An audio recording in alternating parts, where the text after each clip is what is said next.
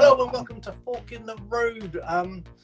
This is my first interview in a while, planning on doing a whole heap more of these interviews in the future where I'm talking to artists about the big questions about what it takes to become a thriving artist and what is exactly a thriving artist anyway. So today I've got Darrell Merrill with me, the nerd artist. He's on Instagram. I got my daughter in the back there helping me out. She's my producer. She's got the headphones on. And yeah, welcome, Darrell. Thank you, sir. Can you describe your artwork? And also, before you describe your artwork, can you give me your Instagram handle where people can find you? So at the start of this podcast, they can look you up. They can be looking at your art while they're listening to the podcast. Right. Darrell Merrill, 1962.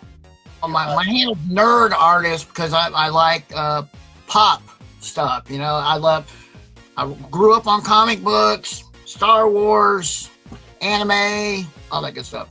So that's where the nerd comes from. Yeah, and I see you've been doing that for a long time. Looking through your Instagram, you said you started drawing at 5. Yes, sir. Yeah, and a lot of us do, but a lot of people start art and then they let it go somewhere. They let their creativity go. I never let it go. I've been drawing since 5. It's my passion. I joke, if you cut me, I'll bleed ink. You know, it's like so. I've taken a pause here and there throughout my life, but not an official one. You know what I mean? Just you get busy and you don't have time. But it's like almost all my life though has been dedicated to art. I think art all the time. I sleep art. When some of my best pictures come from dreams I have. So. Awesome. Yeah. And when you're back as a kid, what's the? I didn't warn you about this one, but what? Do you remember a particular piece of art when you were a kid? It was your first piece of art which you were really proud of. You really, I have a great story. I was 5. As I said, my parents used to drag me from bar to bar to bar to bar. And I was bored. And they had a shuffleboard table. And they have a chalkboard so they can keep score. Right? So I sit down and I drew a horse, which was a bunch of blocks. It was horrible, but this nice guy came over and told me, wow, that's really good. And at 5, I always felt like a loser, and I was like, I was so inspired that he thought that looked good. Then I was just like, from there on out, I couldn't stop doing it all the time. On my math test, I got in trouble in art class for drawing. So that's a pretty good one. That's a sign of a good artist, getting in trouble in school for art. And art class. Yeah. I was drawing caricatures of everybody, and everybody's leaning over and looking, and they're like, everybody was laughing and wouldn't shut up. So, yeah. So bring that along a bit more to as you're getting older and you're leaving school, thinking about getting a job. Did you get work, or did you go straight into artwork, or what did you do? Art's always been my passion, but I spent 35 years being a DJ. So that was something else I found. It's kind of creative, but it's not exactly. But through the clubs I worked at, I've done company logos. I did a really big one, which was really nice, was the Phoenix Club. I did a girl with wings, and she was on the billboard. I have a really grainy picture of her on the billboard. That was my 15 seconds of fame there for a minute. But I never left it behind. I just squeaked out what I could here and there, and I kind of lacked direction for the longest time. It's like, you could be an artist, but not know how to get out there, find work. I got hired one time at Texas Art Supply. It's an art store, right? I'm checking out, and the cashier answers the phone. He's like, no, we don't have artists here. I'm like, I'm an artist. Can I talk to him? And I talked to him, and it was a one-shot deal. It was $50. I had to draw circles to represent tables, and I got free food out of it and some booze. So it was even a pretty good deal. So, but just throughout life, I've squeaked out a thing here and it's a thing there. But recently, since I'm with my wife, Raven, who's my muse, my motivator, my brain, she sets up all the art shows and vending shows. So I really get to spread my wings and do what I want to do. So yeah.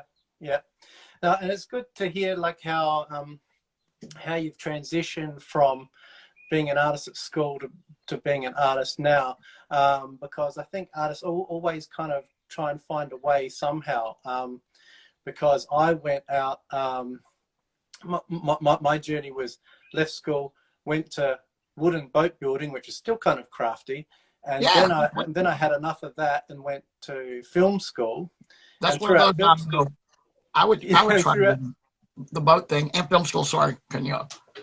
Yeah, so I'm a film geek like you, and Cool. and then I had my own business, traveling cinema business for 20 years. Cool. And so, but it's kind of art, but it's not me making art. So like it's good that we're now kind of focusing on. I'm 100% artist right now. I do a little gig work. My wife does a lot of gig work, but every now and then, we get behind, whatever. I work, a day job thing, here and there. But primarily, she supports me so that I can stay home and draw, Yeah. And it's like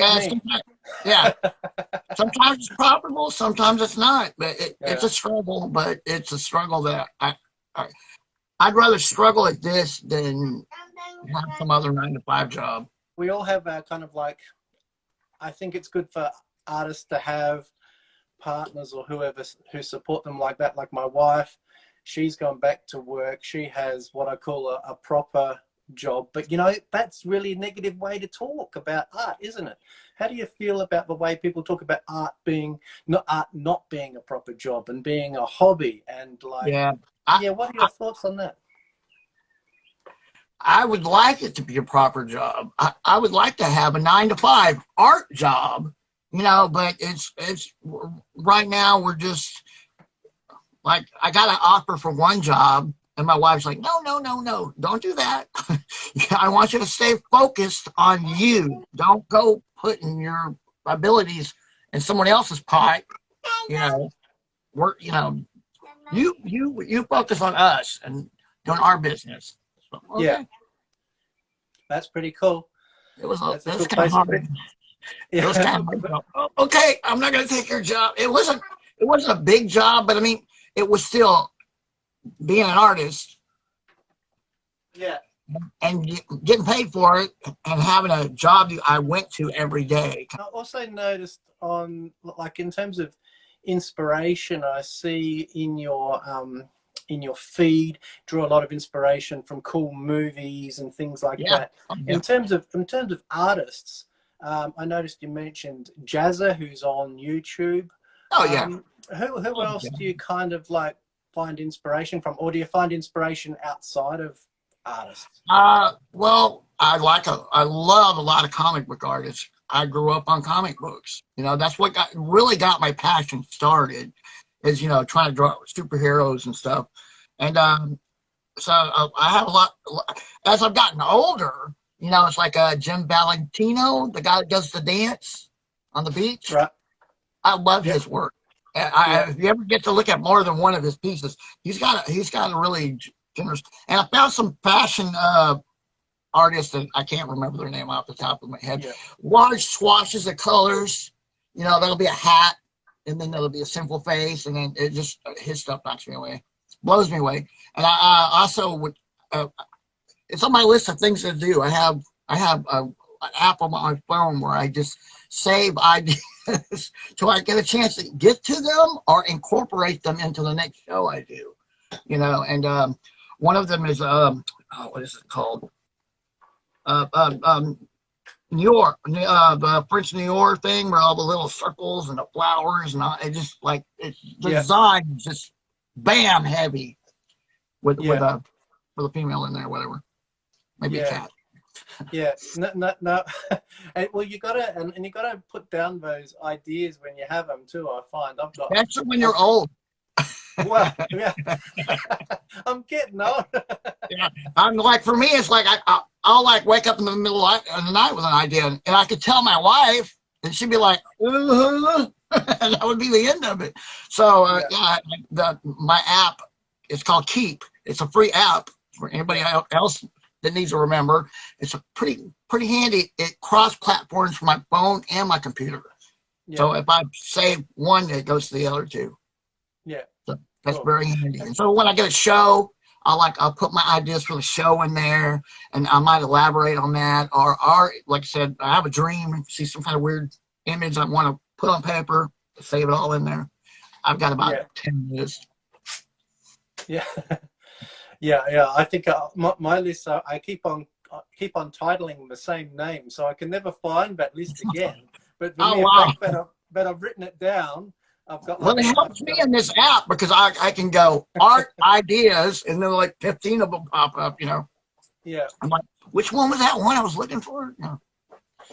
Yeah. So do you, in terms of ideas and things like that, in terms of motivation, do you ever like have these dull moments where you can't come up with anything, you're unmotivated, and how would you get reinvigorate your ideas?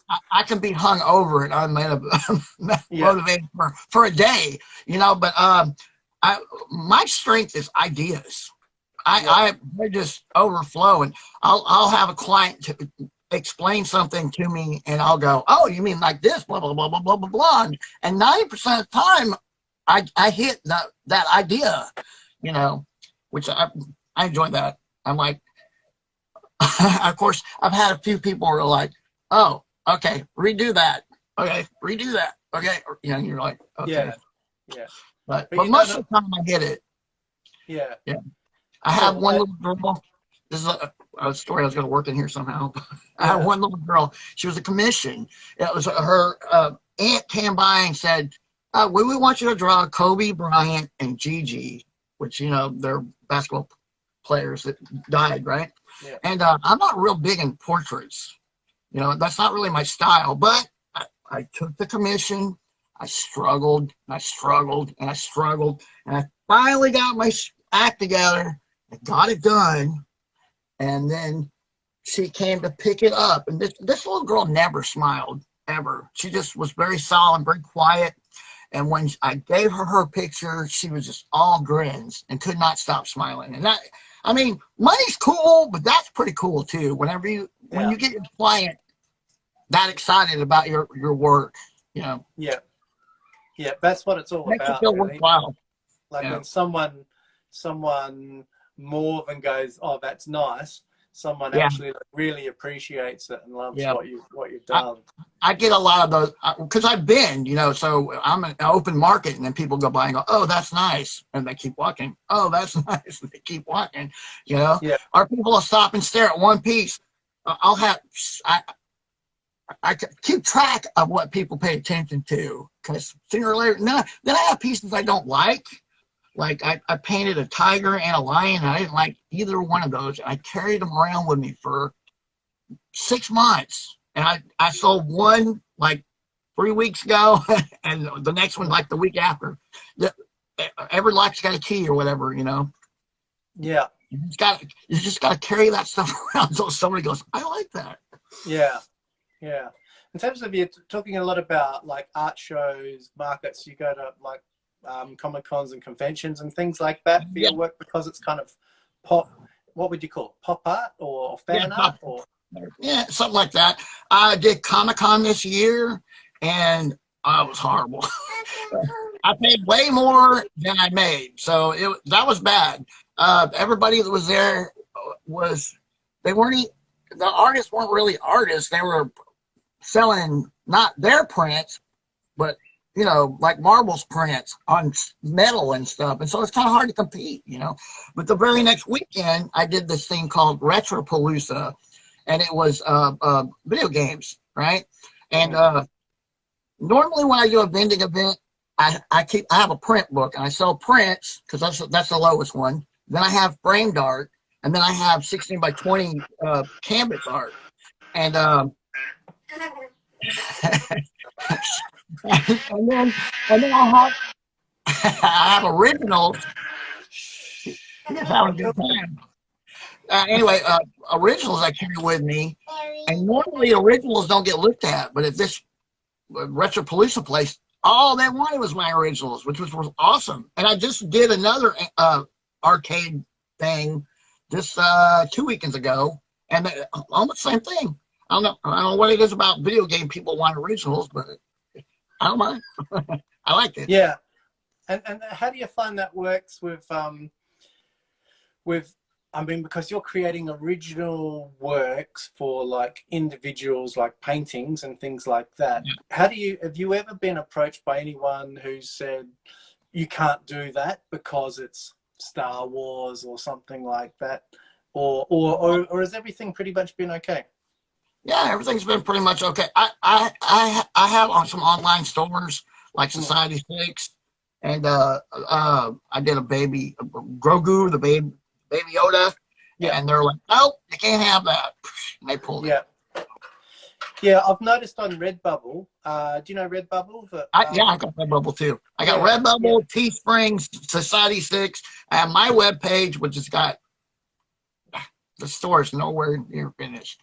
So no, Redbubble has some guidelines in terms of that when you're doing fan art. So I found that quite interesting because, you know, I come from a movie background and like I know how funny people can be about that kind of stuff. So I'm also on Displate.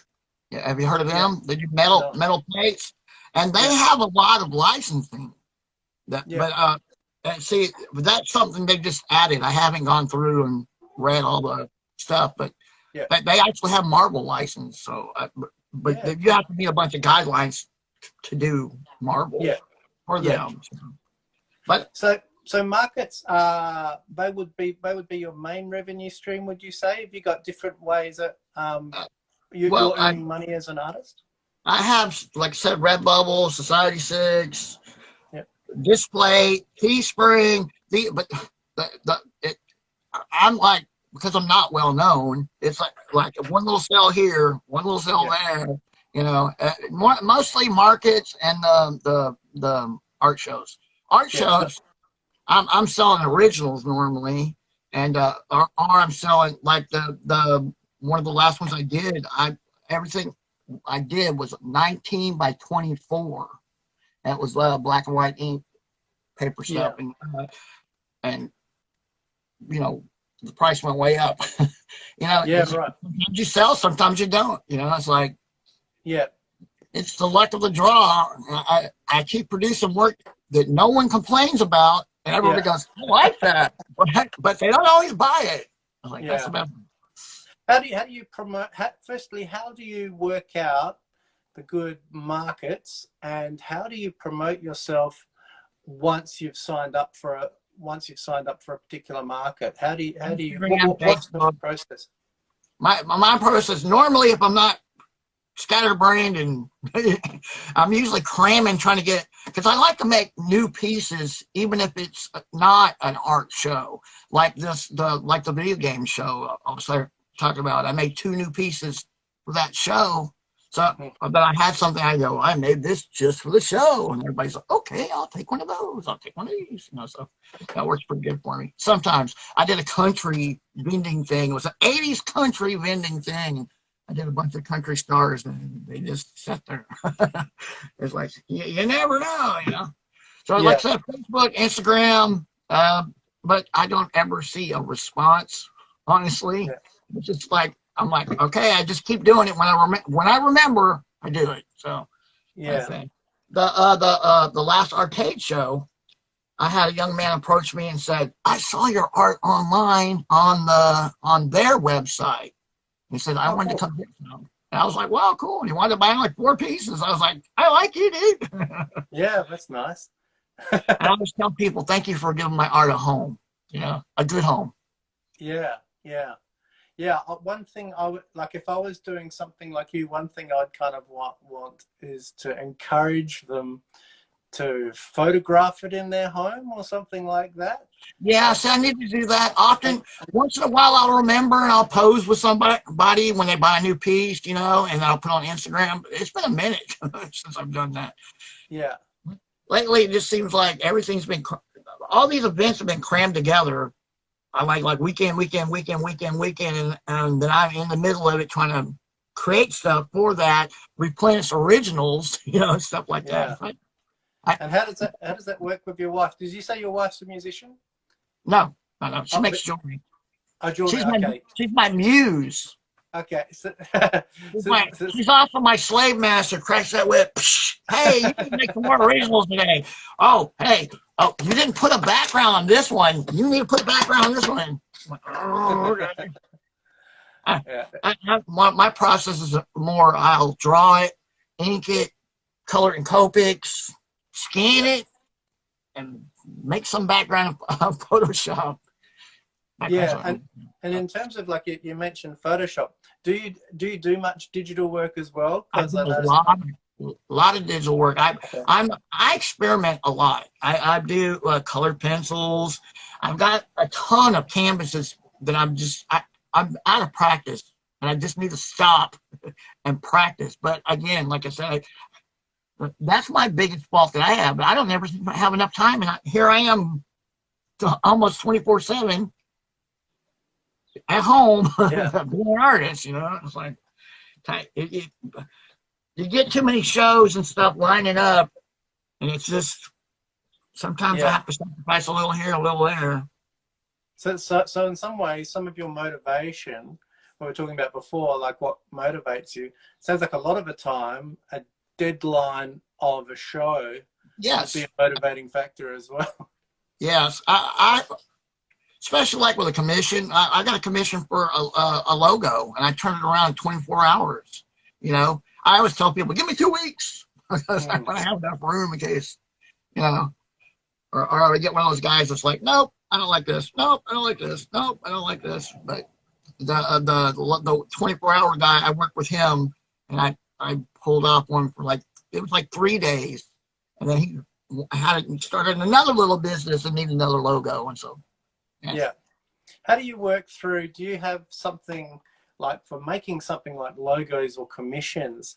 Is there a revision process or an editing process?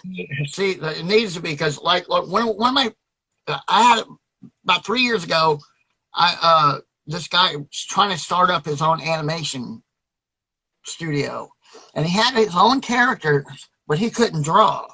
And so then he had me design weapons and all kinds of stuff for him. And this guy was the worst as far as, I mention no names, but like everything had to be revised like 20, 30 times. And it's like, after a while, I stopped working for him because I'm like, I can't work for free all the time. Because basically that's what he's doing to me. Oh, let me pay you $15 for this.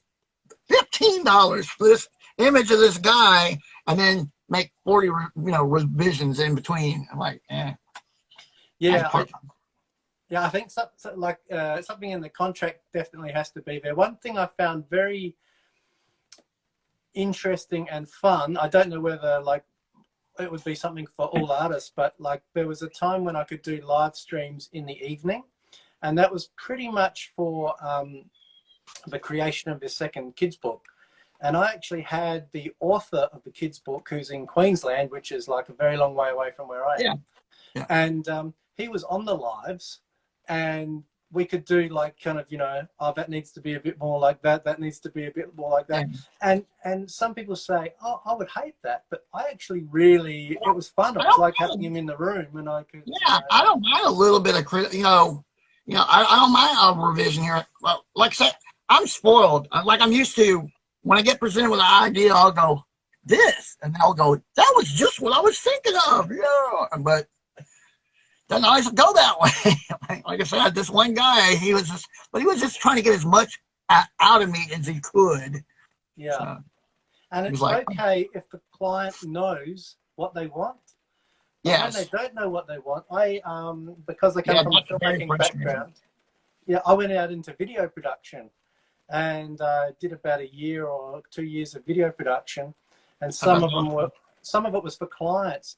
And man, the revisions on, like, I had one client as well. It was like, problem was she didn't actually know what she wanted in the first place. Yeah, that So, was like, this one. Pretty much. He was like, I want a gun. Okay, what kind of gun? A sci-fi gun. I'm like, okay. And so, you know, I went from there. You know, it's kind of like when you say dog to somebody. Some people go, oh, German Shepherd, and somebody else goes Chihuahua. You know, it's like kind of an impasse almost. But yeah, I worked for it. I did what my work for him, but I finally said, look, dude, this is enough. I'm done. He's got somebody else now, so I'm happy for them. I'm like, yay. Yeah. And what does do you have like a regular day or schedule or anything like that when it comes to making your art? Do you do it in the morning or the evening or whenever?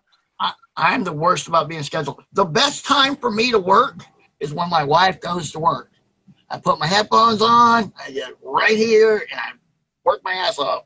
I did the Plague Doctor for an ink show, and he was on 19 by 24, one of those big ones. And that was straight 12 hours. I took a lunch break, I came right back to it because we're getting close to the show, and I wanted to knock it out. And my wife's here. She likes to distract me. She loves me. She wants me to be an artist, but when she's home, she wants me to be with her, spend time. Yeah. Hey, come on, this with me. Oh, this is so funny. Come see this. And you should drag me. She doesn't understand that when you get in a flow, you don't want to stop. You know, I'm like that. I'll draw till my eyes bleed. When I'm on it, I have that one thing that I'm just sometimes. It's like being possessed. I don't know how it is for you, but there's those pieces where you go, draw me a rabbit. But there's those pieces where you get it in your head, like in those dream things, and I'm just possessed. I got to get it out of me. I have to just finish it, you know. And it's like, actually, it's my best way to work. My favorite way to work. Headphones, just locked into that one idea and just trying to hammer it out. Yeah. Yeah. And what's on your playlist? Oh, everything. Everything. I've been a DJ, like I said, 35 years, but I love classic rock. I love Pink Floyd. I love electronic music. You know, just a little bit of everything. You know, Giorgio Moroder, and you know, just anything that jams. If my wife's home, I try to keep it something that doesn't have lyrics, because I'll start singing tone deaf in the headphones. You know, like, make it stop. Like, okay. Yeah, sometimes I tend to go for more of the I'll either go for more of like the rock punk, something like that, something with a fast beat, because I get the job done faster. If it's something too slow and kind of ambient like that, I'll be there all night driving. Sometimes it's like I did the space jockey from Giger, you know, from the Aliens, right? Right. And so I put on a bunch of weird, creepy ambient music and coughed, and then did that, and that helps. So sometimes if there's a theme, like Super Mario, I drew Super Mario, and I drew Baby Yoshi. I mean Yoshi and Baby Mario for the arcade thing, and I had all kinds of remixes of Super Mario going in there, like some techno Super Mario. It was a lot of fun. Yeah, well, that kind of zone. I mean, I used to be a real morning person, but then it turns out my kids sleep the lightest between about 4 and 6. They're kind of waking up, falling asleep, waking up, falling asleep. So I've had to kind of change it now to in the evening when they've gone to sleep. But problem is lately, like I've been doing live streams and they would go to sleep regularly. Now it can be anywhere between 7 o'clock and 10 o'clock. And it's like, by the time they've actually gone to sleep, half the time I'm completely drained. Yeah, you know, you're like, oh, I really feel like doing a live stream now. But one thing I've found is, like, if I just commit, like I heard this on a podcast or something somewhere, commit to doing, I think it's 5-minute rule or something like that. And, Yeah. you pick up and you go, I'll just draw for 5 minutes. I'll just do it for 5 minutes. I And wish you find I could do that. as soon as you get going, it will turn into 2 hours, you know? Yeah, as soon as I get going, it would turn it into 2 hours, and the wife would be there going, "What are you doing? Are we going to eat breakfast? Are we going to have lunch? What are we going to do for this?" You know, so it's like I'll have every intention of, I'm going to wake up tomorrow and I've got that one image that I want to work on, and then you know, what are we doing for breakfast? So, and the day goes slower and slowly passes, and then it's evening, and then we're watching TV, and then I don't get to it. So I hate those days. I like the days. I like the days where my wife's actually, okay, I'll let you work today, and I'll get up and work. Or she's working, because then I'll have 8 hours, bam, that I can, other than lunch breaks and breaks. She has to call me and talk to me. But usually I'm working even when she's talking to me, so that's not a big deal. And what is your workspace like? Is it a designated space, or is it where you are at that time? Or I'm sitting at my art table. I have it flat instead of tilted, but I have it flat on my art table. My computer's right to the right. It's like hanging out right there. I hope you can't really see. But I have a bookcase over here that's filled up with art stuff. I have everything from a Dremel to brushes and compasses. And just I got a bookcase on this side filled up with every art book thing I've ever gathered in my whole life, including, you know, like before the internet, you know, before Google was a big thing, I had to go, oh, hey, I'm doing an American Indian thing. I better go buy a book. Yeah. I think I have a whole bookcase of stuff like that. And how to draw and paint fantasy combat. I mean, just people have also given me stuff too. So that's a good inspiration too. Is I'll go through these books sometimes and go, oh yeah. And then I have another bookcase, and actually shelving, and I have all these 16 by 20s of my canvases on it. So this whole room is dedicated to me. Yeah. And my dog. I got 5 dogs, but I got a pit bull who's chewing on himself right now as we speak, and he likes to come up, rub on my leg till my skin wants to come off, or until I pet him. But that's not so much of a distraction. Cool. What do you want? Lift your head up. Coming up at the moment? We have a show coming up called 10 by 10, and it's, you know, and I was gonna do couples, like anime couples and stuff. I don't know, you know, like Full Metal Alchemist, Edward and Winifred, or whatever her name is, Winnie, whatever it is. Right. Whole bunch of people like that. There's an anime called, I know I'm gonna butcher this one, Doro something. It's like it's a really long, weird name.